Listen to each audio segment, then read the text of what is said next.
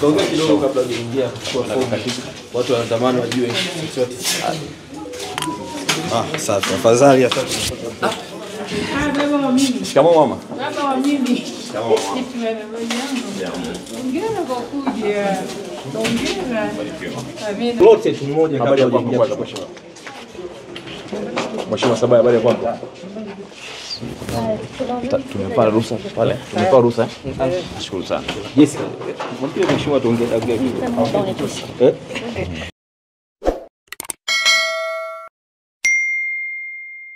Mndo ni ofisi. Odi katibu.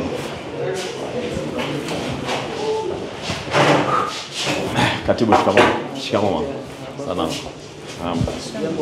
Hatujambo. Sawa kabisa. Asante sana. Nashukuru.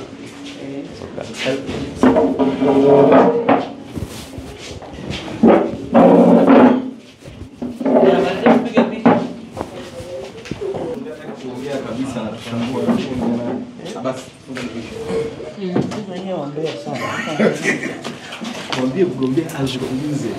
Shukuru barikiwe sana. Sana. Amina. Nakutakia kila la heri. Amina. Ibebe hiyo fomu mheshimiwa. Damu ya Yesu. Ibebe hiyo fomu mheshimiwa. Ndio kimya unawaambiaje wana Rumeru sasa? Leo kwa muda mrefu mheshimiwa, neno lako ingalao. Unawaambiaje wananchi baada ya kuongea unasema Ninamwachia Mungu afanye kazi yake. Ninamwachia Mungu afanye kazi yake. lakini ungetia neno kwa sababu muda mrefu kidogo hujawahi kuonekana kwenye siasa. Labda pengine mkuu unaweza kaongea ulikuwa wapi au una nini cha kuzungumza? Unasema namwachia Mungu afanye kazi yake. Okay. Mbarikiwe sana. lakini ungesema lolote tu kwa sababu kumwachia Mungu haitoshi. Ndio hilo nimeshasema. Wana Rumeru wanahamu na wewe kujua nini ambacho kinaendelea. Wajue namwachia Mungu afanye kazi yake. Kuna watu walisema kwamba uenda unaumwa ndio maana hujaamua kuchukua fomu mwaka huu. Kwa nini umechelewa kiasi? Basi Mungu awabariki sana. Mheshimiwa, ungetujibu ingalau neno tusikie neno lako tu ingalau. Ukimya wako umezidi kwa muda mrefu mheshimiwa.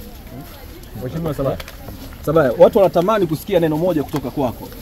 Mheshimiwa, unazungumziaje wenzako ambao wamejitokeza pia? Unaona kwamba kuna changamoto yoyote ambayo umeiona hadi sasa hivi kwenye uchukuaji na urejeshaji wa fomu? Mheshimiwa, kidogo tu mheshimiwa. Neno lako ingalau. Kidogo sana mheshimiwa. Jessica, usitoe gari kwanza hadi tumalize na mheshimiwa. Nimesema anamwachia Mungu afanye kazi yake. Mungu awabariki sana. Lakini ukimya wako ulikuwa unamaanisha nini wa muda mrefu? Ya kwamba anamwachia Mungu afanye kazi yake. Ulikuwa nini mheshimiwa? Hatukuwahi kukuona ukizungumza chochote. Leo ndo mara ya kwanza Na umetokea waomba hadharani basi kuzungumza mambo ya Mheshimiwa, ni kazi ipi ambayo Mungu anataka ifanye? Yaani ambayo unamwachia Mungu ifanye wakati fomu umechukua wewe kama mwanasiasa. Shukrani. Basi mbarikiwe sana. Lengai Ole Sabaya na baada ya kuchukua fomu ya kuwania nafasi